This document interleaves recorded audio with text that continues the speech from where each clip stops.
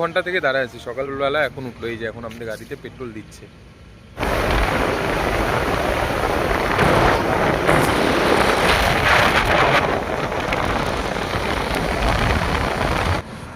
কালকে রাত 2:30টার দিকে বেরোয়েছি বাড়ির থেকে, আর হচ্ছে এমনি ঘোরার জন্য। আজকে শনিবার, যেহেতু কালকে শুক্রবার ছিল, তো রাত্রেবেলা 2:30টার দিকে বেরোনোর পরে তখন থেকে ঘুরে যাচ্ছি, আর গাড়িতে পেট্রোল বেশি ছিল না।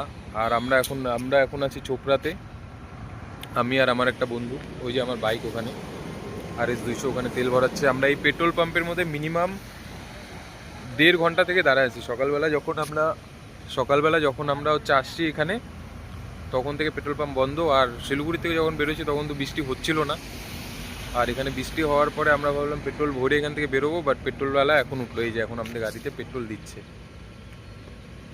1.5 ঘন্টা ধরে এখানে দাঁড়ায় আছি, আর ভালোই ঘুরলাম। সারা রাত তো ঘুমাই নাই কোনো।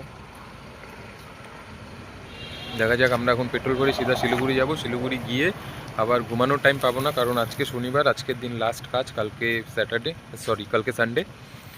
কালকের দিন আবার ঘুরতে বেরোবো।